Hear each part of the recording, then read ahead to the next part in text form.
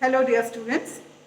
Till now in the chapter Biotechnology, Principles and Processes, we have studied the outlines of the different processes which are involved in performing genetic engineering or rDNA technology. Today, we will study the details of the tools which are required. As you know, the tools required are different types of enzymes. These enzymes may be the restriction enzymes, which are very specific types of enzymes, which may be restriction endonucleases or restriction exonucleases. We will study the difference.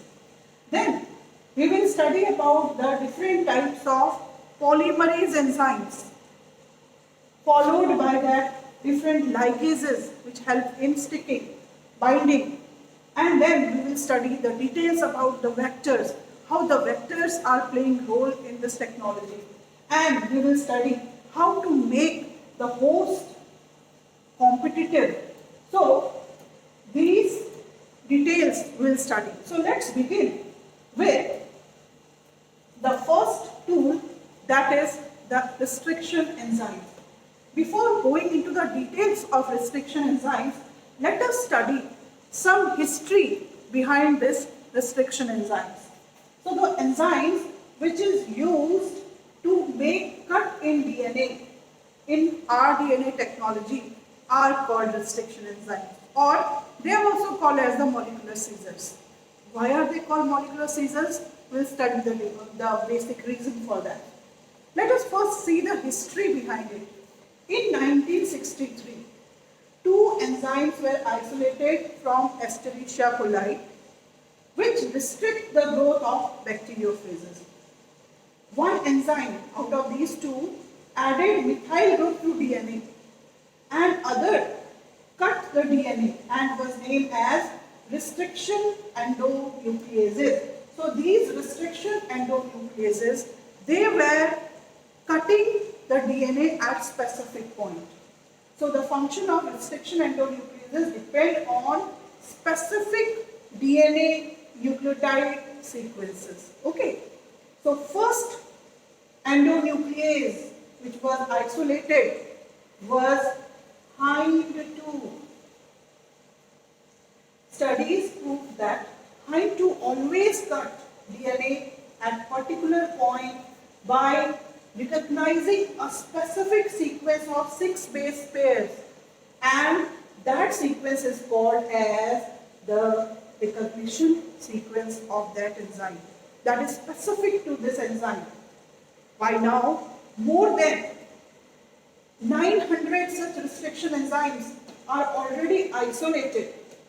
So let's study the details of these enzymes.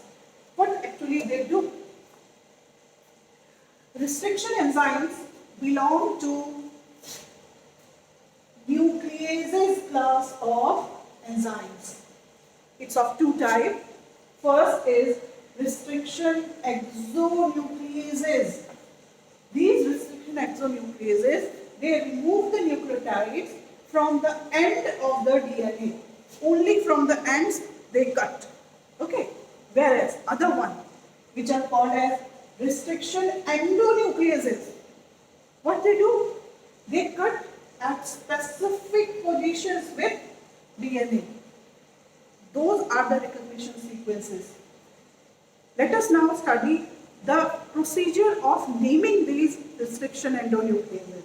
So while naming these restriction endonucleases enzyme, when we say an enzyme EcoR1, this is one name. What does it stand for? The first letter represents the generic name, that is genus name. First name is the genus name or genomic name. So when we say EcoR1, E stands for Escherichia. That is its genus name. And then CO, second two letters represent the specific name of the species. So when we say CO, CO stands for coli. So it becomes Escherichia coli, becomes Eco. Whereas R stands for The R stands for the name of the strain, and 1 stands for the sequence in which the enzymes were isolated. So this naming is very, very important. You must know how these enzymes are named. Okay, naming this enzyme is many times asked. So when we say EcoR1, you must know E stands for Escherichia, CO stands for coli, whereas R stands for the name of the strain, and 1 stands for the sequence in which it was isolated. Okay. Now, let's study few examples of these restriction endonucleases. So, restriction endonucleases inspect the DNA sequence to find the specific recognition sequence, and which cuts it at specific point by cutting off the sugar phosphate backbone. Okay, so restriction endonucleases, they recognize the palindromic nucleotide sequence. What is the meaning of palindromic?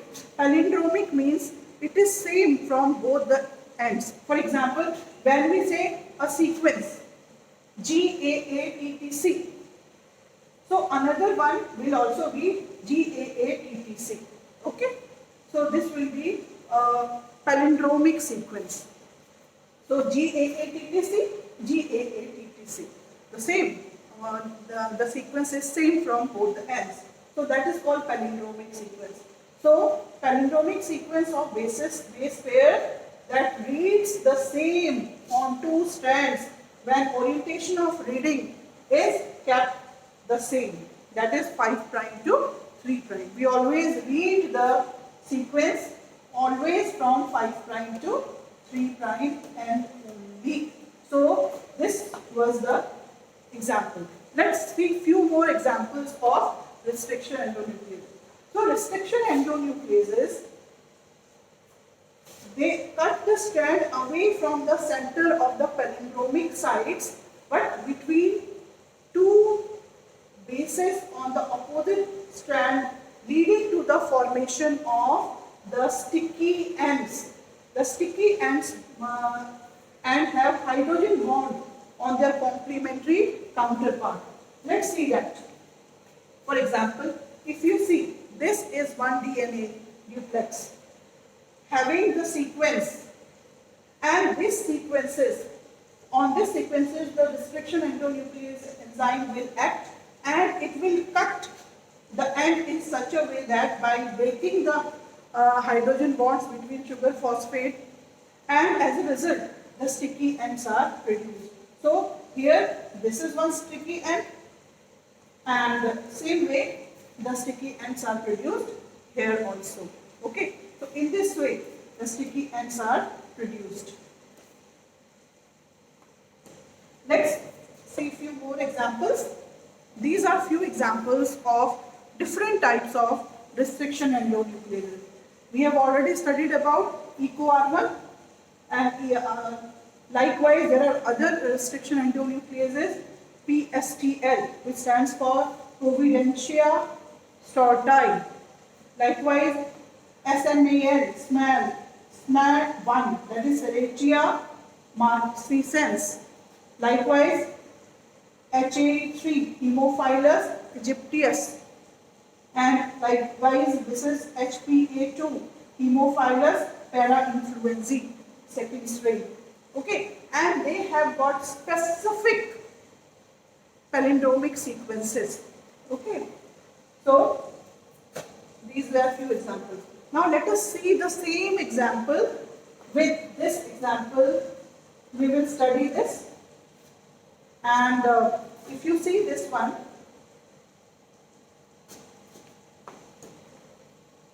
in this case, this is a DNA vector.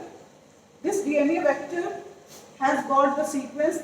This sequence is recognized by EcoR1, that is restriction endonuclease. Same way, the same EcoR1 is used to cut the foreign DNA, the gene of interest. This is a vector. So if we cut both vector and the gene of interest with the same restriction endonucleases, that is EcoR1, which knows the sequence GAA-TTC. Same way, GAA-TTC is recognized by this endonuclease here also. So both of them will produce the sticky ends, and these sticky ends will be complementary to each other. So as a result, they will produce a recombined DNA, because these sticky ends which are complementary, they will be attached and a recombinant DNA will be produced. This is one example.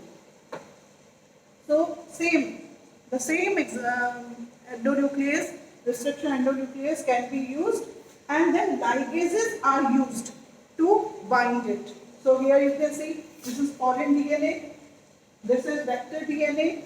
They are cut with the same enzyme, restriction endonucleases. So these fragments, having the complementary sticky ends, they are allowed to bind together. Specific enzymes, ligases are used, and then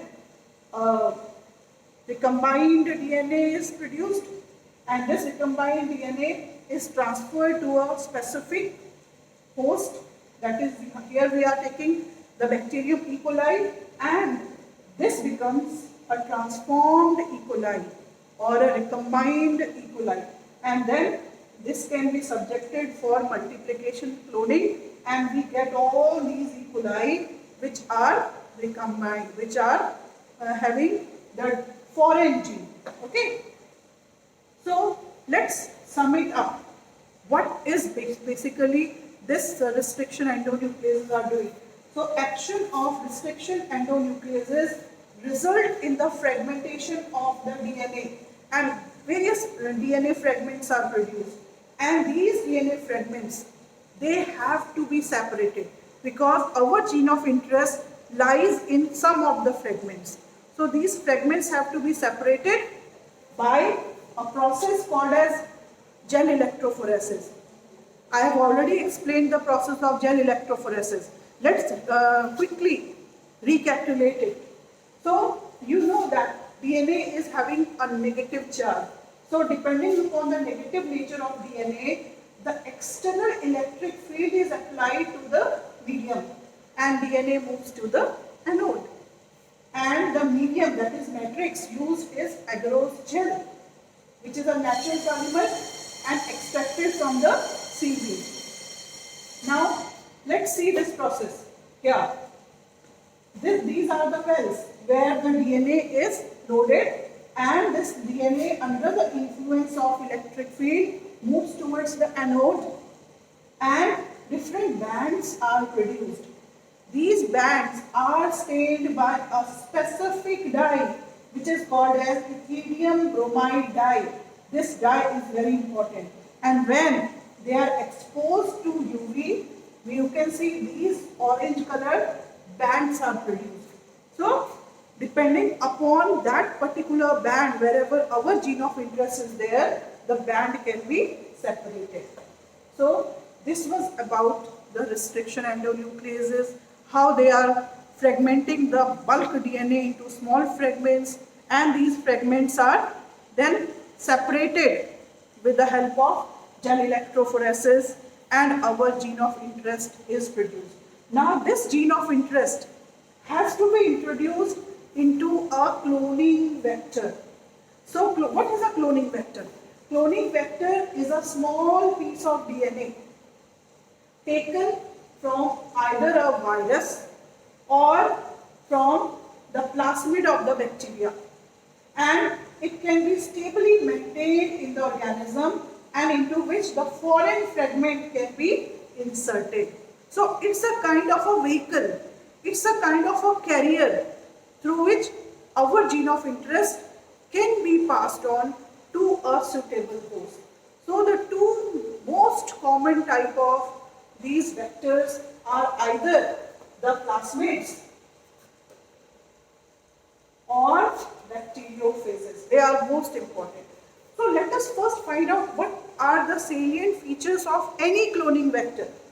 So salient features of cloning vectors are they should have the ability to replicate within bacterial cell independent of the chromosomal DNA. There are two types of chromosomes in a bacteria. One is the circular DNA, other is the plasmid. So generally the cloning vector is made only with plasmid because it is independent of the basic chromosomal DNA. Second, it should have very high copy number per cell. So the copy number should range between 15 to 100 copies per cell, so that with one division many copies are produced. This is second salient feature. Then the alien DNA when integrated with the vector can multiply equal to the copy number of the vector, so that we can target, we can calculate how many copies have been produced. And fourth, vectors can be engineered for easy linking of foreign DNA and selection of the recombinant from non-recombinant. We should be able to find out that whether we are able to find out the difference between the recombinant and non-recombinant. Also between transformant and non-transformant. We should have that feature, how we distinguish between the recombinants and non-recombinants. Okay, so these are the four salient features which are required while considering the selection of any cloning vector. So the most common cloning vector is plasmid. You can see here, this is chromosomal DNA, whereas this one is the plasmid DNA. This plasmid DNA is independent from the chromosomal DNA. So this plasmid is taken out. It is cut with a specific molecular scissor, that is the restriction endonucleases, and same way the foreign gene is also cut, and that fragment when separated from gel electrophoresis now can be recombined with this cloning vector, and we get the recombinant DNA molecule. And this recombinant DNA molecule is now inserted into a new bacterial cell, and this bacterial cell is a transformant or recombinant bacterial cell, and this can be subjected for cloning. This is one way. Other is with the help of the virus as a vector. You know, virus, when it attacks any organism, bacteria, it goes into the genome of that organism, and when it is going into that genome of the organism and when it is multiplying, it is taking along small part of the genome of that host also. So when this viral DNA, this virus DNA is disarmed, the pathogenic part is removed. So this can act as a vector, and it can transfer DNA from one organism to other, and when it goes to the another host, it passes on that particular segment, and as a result the recombinant cells are produced. So this is another feature. Okay, so the features required to facilitate cloning into vectors is, what should it have? It should have origin of replication, that is ORI. There should be selectable markers. There should be cloning sites and vectors for cloning genes in plants and animals. What are origin of replication? While studying DNA replication, we already studied the origin of replication, that is ORI. ORI are the sequence on DNA where replication starts or initiates. So alien DNA, when linked to this ORI, it replicates within the host cell, and it regulates and controls the copy number of linked DNA or the alien DNA into the target DNA. So if the multiple copies of this target DNA are required, then the target DNA may be cloned into the vector whose origin of replication supports the origin. hide origin number. So this is all about DNA replication. So DNA replication also happens only with a specific point, that is origin of replication. Same way, here also we have to target the origin of replication, and then we have to fix our gene of interest at that ORI. Okay, otherwise it will not replicate. We will not know that it is replicating. The second feature is selectable markers. Identify and eliminate non-transformant from transformant. We can know whether this is transformant or non-transformant with the help of selectable markers. Selectable markers are specific sequences which give a specific feature to a cloning vector. Right? Then, what is transformation? Transformation means the property of a particular cell to show a change in the genome because it has acquired specific feature. Okay, for example, E. coli, which is resistant against ampicillin, that is one antibiotic, chloroamphiphenical, tetracycline. So these are selectable markers. So antibiotic resistant genes, they are acting as selectable markers. Then third property is cloning sites.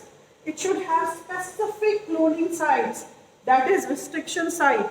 We know where to cut it depending upon that particular recognition sequences so that that specific restriction endonucleases can act. The most famous and the most studied cloning vector is PBR322. Its diagram is very, very important. Let's see. Before seeing the diagram, let me first tell you what is this PBR322 has, the different properties.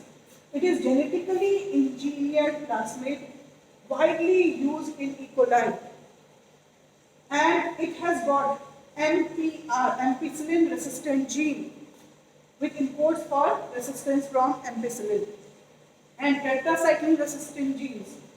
And it has got different sites, recognition sites for these restriction endonucleases. So many: BAM-H1, CEL1, HIND3, CLA1, EcoR1, all these things.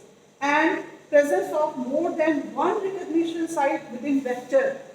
So it should not have more than one recognition site in a vector, otherwise it will make many fragments. Okay. And ligation of alien DNA restriction site must be present. Okay, so these are different types of properties of this cloning vector. We will study the diagram of this cloning vector. So let's study the same cloning vector with the help of diagram. This is the famous diagram of this PBR322, very important. Here you can see it has got selectable markers, that is AMP, ampicillin resistant gene. It has got another selectable marker, that is tetracycline resistant gene. And it has got specific sites for so many restriction endonucleases. Okay. So, for example, here if an alien DNA is ligated at BAM-H1, where is BAM-H1? BAM-H1 is in the selectable marker tetracycline resistant gene. So, when we are using this enzyme BAM-H1, it will cut the cloning vector from that site. So, when it is cutting this from that site, this gene which gives the resistance from that particular antibiotic is destroyed. So, as a result, because of the inversion of a gene of interest, the property of that particular vector to show the resistance against that tetracycline is inactivated. That's why this phenomena is called as insertional inactivation. So whenever our gene of interest is ligated at particular point, that particular gene of selectable marker which is giving a particular property is destroyed, and that phenomena is called as insertional inactivation. So likewise, selection of recombinant due to inactivation of antibiotics. See, it has got two. It has got two selectable markers. One selectable marker is this one. Another selectable marker is this one. Antibiotic resistance from tetracycline as well as from ampicillin. So it's a very cumbersome process if two selectable markers are used. Earlier it was done, but nowadays only one selectable marker is used.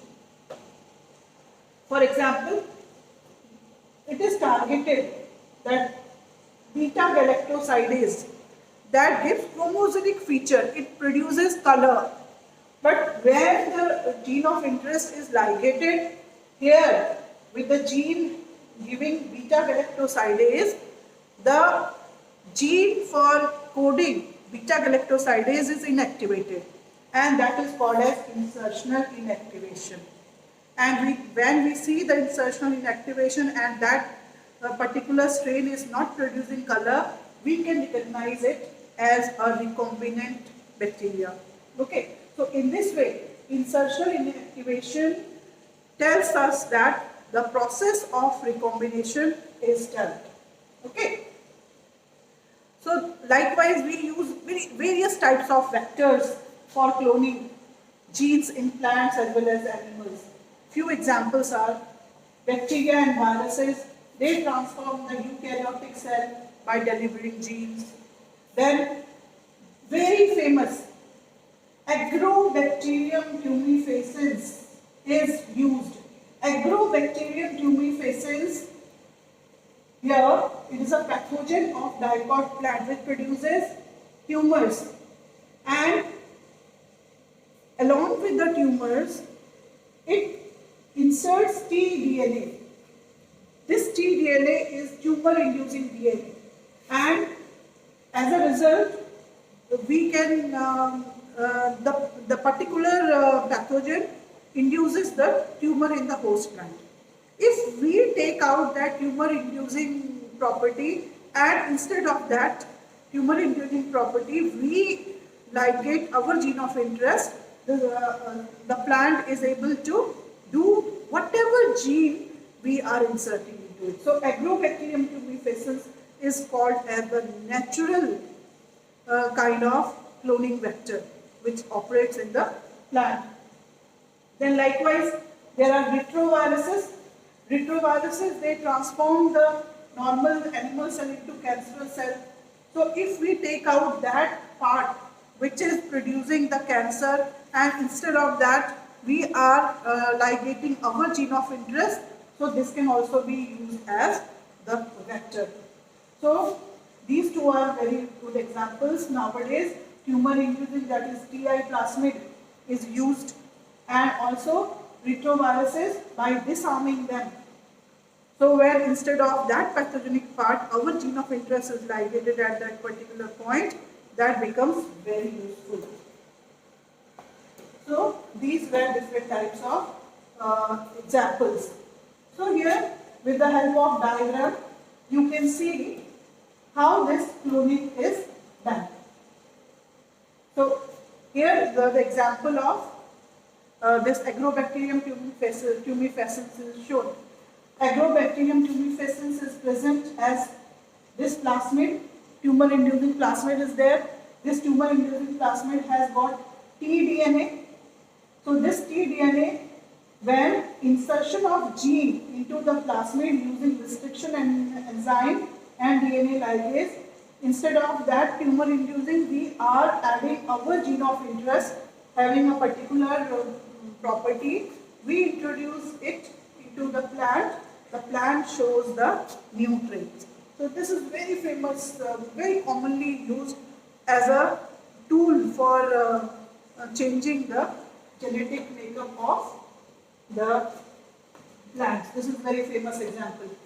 Likewise, this is a disarming of the virus mostly in animals. We know that the virus when it enters the animal cell, it gets entry into the nucleus and gets inserted with the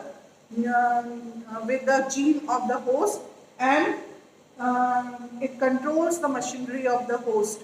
If we add our gene of interest by disarming its property, so we are able to get the desired feature introduced into the.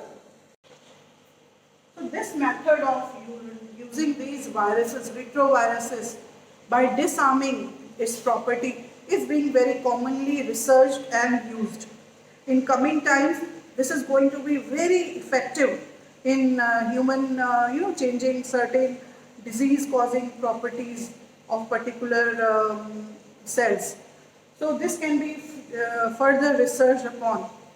So today we studied different mechanisms by which the cloning can be done, and we studied about the different types of restriction endonucleases. In next lecture, we will study how the hosts are made competent. I hope you have understood about these different types of restriction endonucleases, how they operate, and how the cloning vectors are prepared so that the desired property of the particular host can be controlled. Okay, so these are very important features. Go through the properties of the cloning vectors and practice the diagram of PBR322, very important. And also you should know how these restriction endonucleases, they are operating and helping in producing a recombined DNA. Thank you very much.